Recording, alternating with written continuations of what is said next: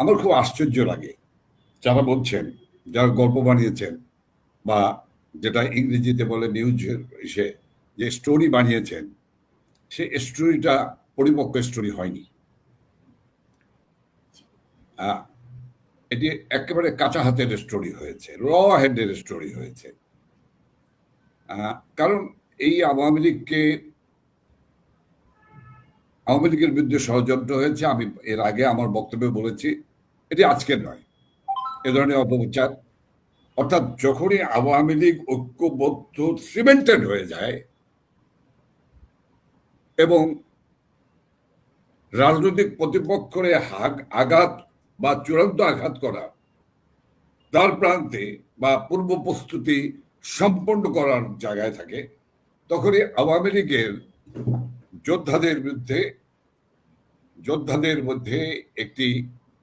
যোদ্ধাদেরকে একটি প্রশ্নবিদ্ধ করা চেষ্টা করে।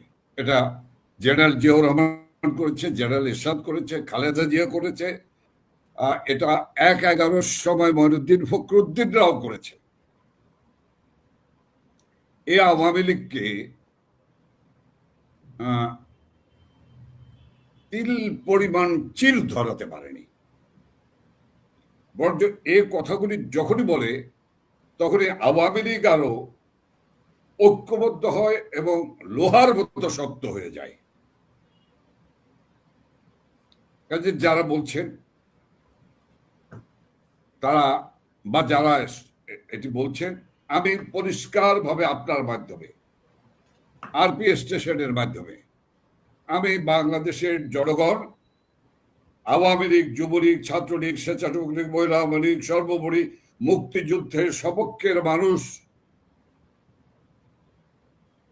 সকলের জন্য আমি বলতে চাই যে আওয়ামী লীগ তো দূরের কথা, যে কথা রোকেয়া বাজি আপনি বলেছেন, বাংলার জনগণ তার স্বরে যখন চিৎকার করে বলে যে প্রয়োজনে বোধে আমরা পায়ে হেঁটে গিয়ে দিল্লি গিয়ে শেখ হাসিনাকে নিয়ে বাংলাদেশে ফিরে আসবো, আপনিও শুনেছেন, আমিও শুনেছি, এ কথা বলছে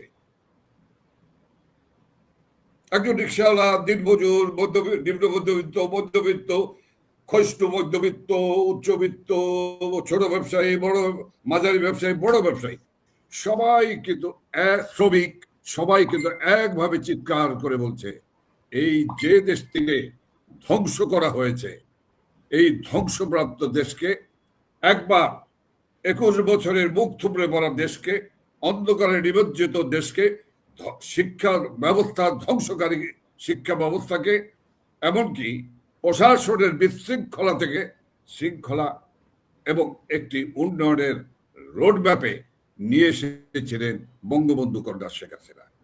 এক বিরাট আকাশ সম বুকের ভিতরে তাদের প্রত্যাশা, তাদের বিশ্বাস, আস্থা যে এই পরিস্থিতি এখন পর্যন্ত যা আছে, এই পরিস্থিতিতেও যদি সুদক্ষ কারিগর, সুনিপুণ কারিগর শেখ হাসিনার হাতে বাংলাদেশ আসে, তাহলে এই বাংলাদেশকে আবার শেখ হাসিনা পূর্বের ন্যায় আবার একটি সুন্দর সুশৃঙ্খল বাংলাদেশে এগিয়ে নিয়ে যাবে।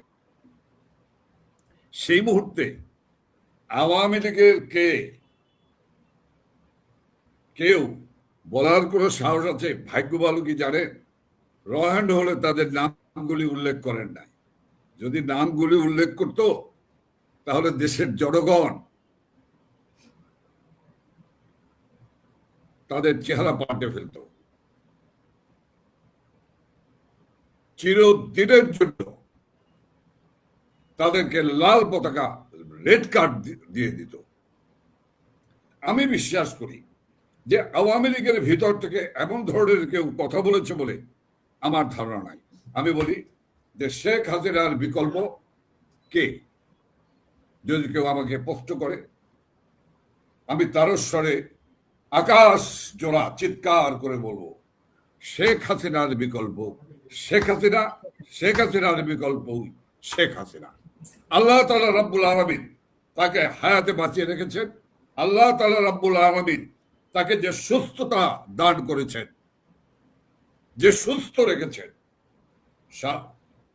তাকে যেন আল্লাহ তাআলা আরো হায়াত দান করেন এবং তিনি যেন বাংলাদেশের দায়িত্ব গ্রহণ, দেশে ফিরে গিয়ে বাংলাদেশের দায়িত্ব গ্রহণ করে যেন এই বাংলাদেশ থেকে যেন চিরদিনের জন্য এই সাম্প্রদায়িক অপশক্তিকে, যারা অপশক্তির কিরণক হিসাবে দেশকে ধ্বংস করার দায়িত্ব গ্রহণ করেছে, তাদের মূলোৎপাটন করবে, এটাই হলো বুক ভরা প্রত্যাশা।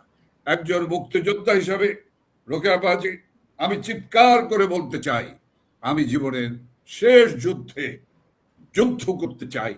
আমি যুদ্ধ করেই আমি বিদায় নিতে চাই। শেখ হাসিনার নেতৃত্বেই সারা বাংলাদেশ, শুধু দল নয়, আমাদের পার্টি নয়, সারা দেশের জনগণের যে সুবিশাল আস্থা বিশ্বাস, সেটি হলো আজকে বাংলাদেশের মানুষের বেঁচে থাকার অবলম্বন। সেই স্বপ্নই হলো মানুষের বেঁচে থাকার অবলম্বন। এ নিয়ে কোনো বিভ্রান্তির কোনো সুযোগ নেই, এ নিয়ে কোনো খেলা খেলবার কোনো সুযোগ নেই। আমাদের শেখ হাসিনা বাংলার মানুষের প্রাণের নেত্রী, গণমানুষের নেত্রী, আধুনিক বাংলাদেশের কারিগর শেখ হাসিনার নেতৃত্বেই বাংলার জনগণ এবং বাংলাদেশ আওয়ামী লীগ এগিয়ে যাবে ইনশাল্লাহ।